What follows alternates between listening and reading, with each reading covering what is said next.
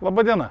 Sveikinuosi su jumis iš Garliavos kaimynystės parko, labai gerai visiems pažįstamos vietos, norėdamas pranešti, kad aš, Remigijus Lapinskas, Žaliųjų partijos narys nuo 2011 metų, tai yra nuo pačio įsteigimo, kandidatuoju į Seimą Garliavos 66-oje rinkiminėje apygardoje. Kodėl Garliavoje? Todėl, kad čia yra mano gimtoji vieta. Čia aš baigiau mokyklą, čia yra mano klasiokai, čia yra bendruomenė, su kuria bendrauju, čia yra mano įvairūs projektai, todėl aš jaučiuosi čia kaip vietoje, kur yra mano šaknis. Kodėl apskritai kandidatuoju? Na, matyt, todėl, kad sukauptos žinios ir patirtis ir įgimtas nesitaikymas su situacija, kur yra prasta, leidžia man sakyti, kad aš galiu tai padaryti geriau. Visada buvau aktyvus ir toliau toksai būsiu. Mane domina strateginės ateičiai įtaką turinčios sritis. Tai reiškia aplinkosauga, miškų būklė, atsinaujinti energetika, atliekų sektorius, žiedinė ekonomika, jaunimo ateities klausimai. Tai yra visi patys svarbiausi klausimai, kurie turi įtakos mūsų ateičiai. Ir aš esu tas, kuris ne tik teoriškai kalba, bet visada siekiau ir veikiau ir toliau veiksiu. Dalyvaujant politikoje yra svarbu ne būti, o daryti. Daryti pokyčius, įtaką, švietimą, visuomenės švietimą, rodyti kelią į ateitį. Aš manau, turiu reikalingas savybės. Tai yra išsilavinimą, žinias, praktinę patirtį ir svarbiausia, demonstruoju atsakomybę. Esu Nacionalinio neliečiamo miško paramos fondo steigėjas. Mes sodiname naujus miškus ten, kur jų nebuvo. Ir svarbiausia, tų miškų niekas nekirs. Jie yra sodinami gamtai. Mano įsteigtas Žaliosios politikos institutas jau 13 metų rūpinasi visuomenės švietimu ir aplinkosauga.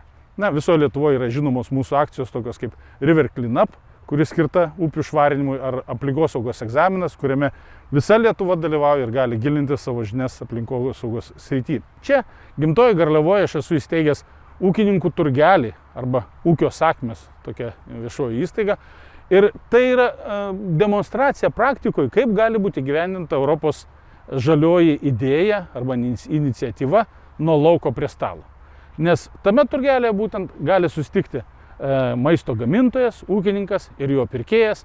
Ir tokiu būdu čia galima nusipirkti natūralaus, sveiko, šviežio maisto, pažinti to maisto gamintoją, o gamintojui pažinti savo pirkėją. Šitoj vietoj mes būrėme bendruomenę, darome įvairias akcijas vaikams, aplinkiniai bendruomeniai. Mano supratimu, tai yra iš tikrųjų taip pat labai svarbu. Vadovauju Lietuvos moksleivių krepšinio lygai. Kodėl? Vėlgi, todėl, kad tai yra jaunimas, tai yra ateitis. Ir labai svarbu jaunimui, vaikams formuoti teisingus įgūdžius, sveikatos, fizinio lavinimo, nes tai yra pagrindas jų būsimam gyvenimui. Na, vienas svarbiausių dalykų, kurį mes jaunimui galime įdiegti, norą būti aktyviais, sportuoti ir sveikatinti save ir kurti pagrindus savo sveikatai. Mano su žmona įsteigtas labdaros fondas rūpinasi jaunaisiais muzikantais, tai yra tais Lietuvos talentais, kurie ateityje garsins Lietuvą. Ir mes džiaugiamės, kai galime jiem padėti, tverti aikšteles, galime jiem padėti lankyti tobulinimosi programas. Kiekvieną dieną demonstruoju tai, ką turėtų daryti kiekvienas Seimo narys. Tai yra žinios, darbas, atsakomybė. Tai yra tie dalykai, kurie leistų Seimo nariui teisingai veikti ir teisingai atstovauti Lietuvos, o šiuo atveju Garliavos žmonės Lietuvos Seime. Įkvėpkime šviežio oro už žalią, augančią, klestinčią Lietuvą. Jūsų kandidatas Remigijus Lapinskas.